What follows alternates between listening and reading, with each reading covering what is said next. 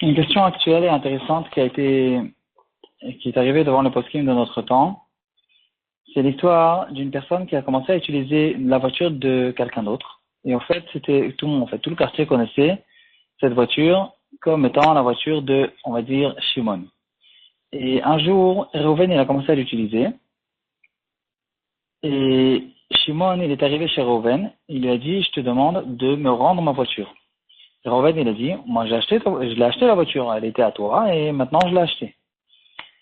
Et pourquoi ça n'a pas été inscrit dans les inscriptions des voitures, dans le cadastre des voitures?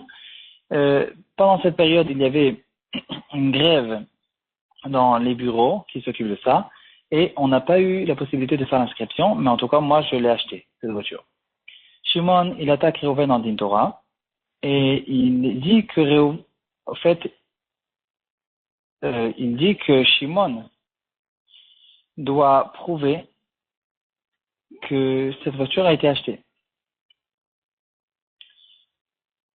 Et Shimon, il dit, je n'ai pas à prouver, c'est pas à moi de prouver cette chose-là.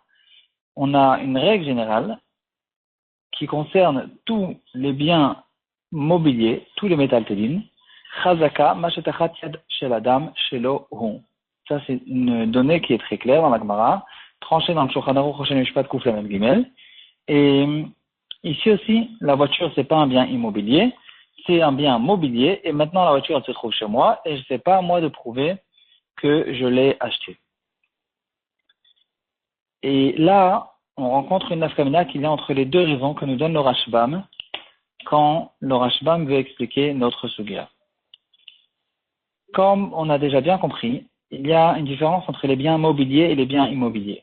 On a vu en long et en large, depuis le début du Pérec, que quelqu'un qui se trouve dans un bien immobilier, il doit être là-bas pendant 3 ans pour qu'il puisse dire « je n'ai pas besoin de te ramener d'autres preuves sur le fait que j'ai acheté ce champ ». Avant ces 3 ans, il a besoin d'amener une preuve, il a besoin d'amener le shtar dans lequel c'est écrit clairement qu'il a acheté ce champ. Et c'est qu'au bout de 3 ans où il peut dire, je te connais pas, c'est à toi de ramener une preuve que ce champ t'appartient. Et par contre, dans tous les métaltélines, c'est pas du tout comme ça. À la seconde où quelqu'un se trouve, il y a un objet qui se trouve chez lui, ça nous suffit pour dire cet objet lui appartient tant qu'on n'a pas la preuve du contraire. Et le Rashbam, il nous donne 2 raisons. En fait,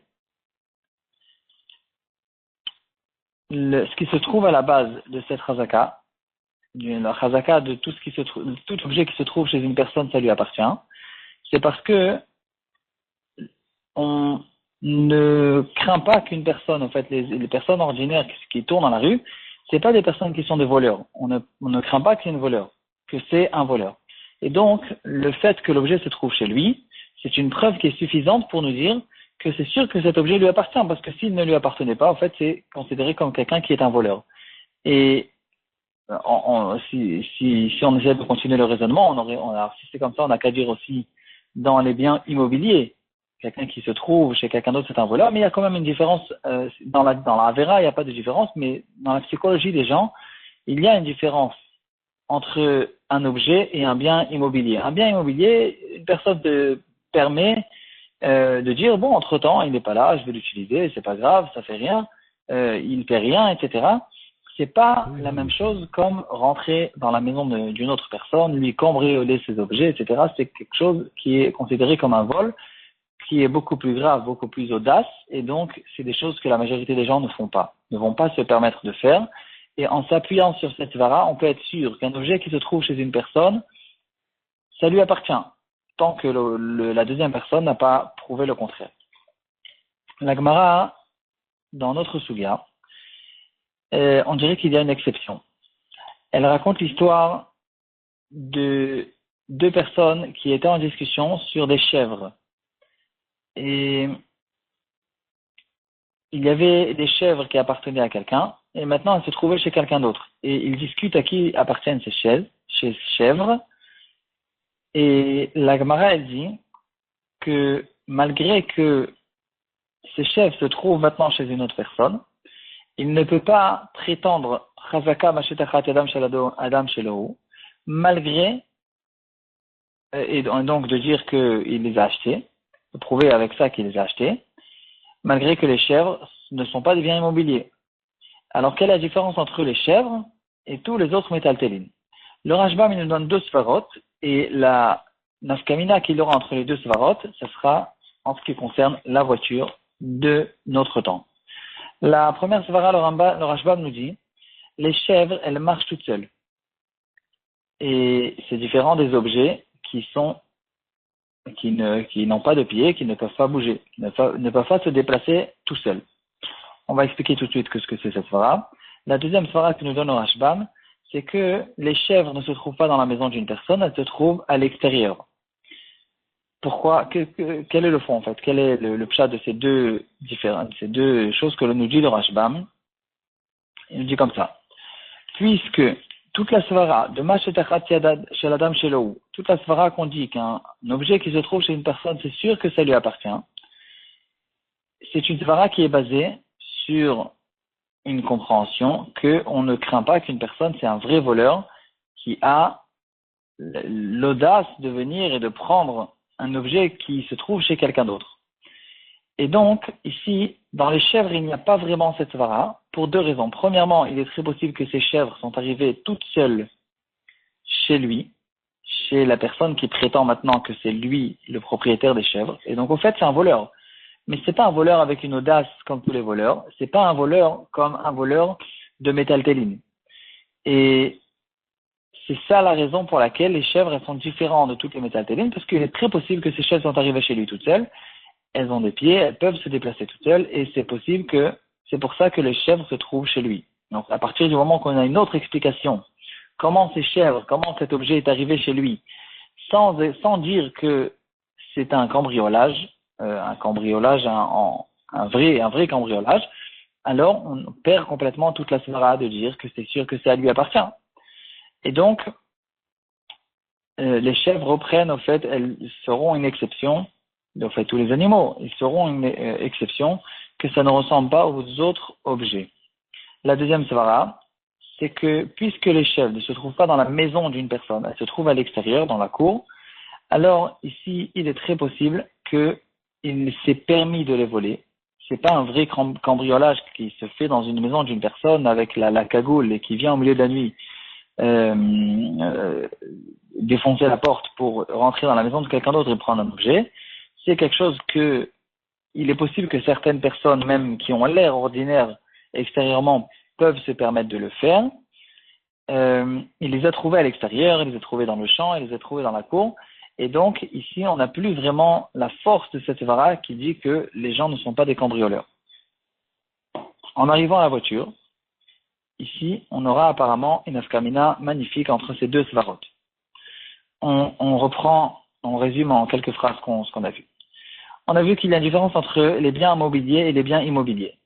Dans les biens immobiliers, il faut 3 ans pour avoir une chazaka. Dans les objets, il y a une chazaka tout de suite. La différence, elle est le fait que les gens ne sont pas des cambrioleurs, des vrais cambrioleurs. Les gens, des fois, ils peuvent se permettre de faire quelque chose qui est considéré dans la halakha comme un vol. Mais la majorité des gens ne sont pas des cambrioleurs, ne sont pas des vrais voleurs. Et donc, c'est ça qui nous donne la différence entre les objets et les biens immobiliers. Pour qu'un objet qui appartient à quelqu'un d'autre se trouve chez moi, il y a 2 possibilités. Ou qu'il a été acheté, ou qu'il a été cambriolé, volé. Et puisque on dit qu'en général les gens ne sont pas des voleurs, alors c'est sûr que cet objet qui se trouve chez moi, en tout cas on est pratiquement sûr, ça nous suffit pour faire une chazaka, de dire que c'est à lui, pour l'instant, on peut savoir que cet objet a été acheté et pas volé, tant que l'ex-propriétaire n'a pas prouvé que c'est pas vrai, que cet objet n'a pas été vendu, il a été volé. Dans les champs, les gens se permettent plus que ça, et donc c'est qu'au bout de 3 ans qu'on a cette razaka. Dans les chèvres, et au fait dans tous les animaux, on voit dans la Gemara qu'ils ne sont pas considérés comme des objets, ils sont plutôt considérés comme des biens immobiliers. Là, on ne comprend pas pourquoi cette différence. et l'explication qui nous a été donnée par le Rashbam, il y a là-dessus deux svarot. Premièrement, les chèvres, il est très possible qu'elles ont été toutes seules. Et donc, le fait que les chèvres peuvent marcher toutes seules nous font perdre la chazaka qui est basée au fait sur le fait que les gens ne sont pas des cambrioleurs parce qu'il est très possible que les chèvres sont arrivés chez lui toutes seules. Et la deuxième svara, c'est que les chèvres ne se trouvent pas dans une maison, elles tournent à l'extérieur, dans le champ, dans la cour, et à cause de ça, on n'a pas besoin d'un vrai cambriolage pour pouvoir les prendre, et donc, il est possible que ces chèvres qui se trouvent chez une personne, elles n'ont pas été vendues, elles ont été volées. Et maintenant, on arrive à la voiture. D'un côté, la voiture, elle ne peut pas se déplacer toute seule. On n'est pas en train de parler des voitures automatiques qui peuvent se déplacer peut-être toutes seules. Même celles-là, elles n'existent pas encore. Les voitures qui décident toutes seules de tourner. C'est quelqu'un qui a décidé avec un pilotage automatique de déplacer la voiture. Mais la voiture, elle ne peut pas encore, peut-être ça va arriver dans quelques années, elle ne peut pas de son propre gré décider de faire une petite promenade. Et donc, les voitures ne peuvent pas se déplacer toutes seules. Et donc, quelqu'un qui utilise une voiture, c'est de deux choses l'une, ou il a volé, ou il l'a acheté. Et puisque le vol, il est difficile dans une voiture, on ne peut pas dire que la voiture elle est arrivée dans mon parking toute seule, comme les chèvres. Et donc, quelqu'un qui, d'après cette raison, quelqu'un qui tourne avec une voiture, il a la chazaka qu'il y a dans tous les objets, que ça lui appartient. Par contre, la voiture, elle est un peu différente des autres objets, parce que tous les objets se trouvent chez moi à la maison, dans mon armoire, et pour les voler, il faut vraiment une grande rousse-pas, ce qui n'est pas le cas dans une voiture, peut-être, parce que la voiture se trouve à l'extérieur.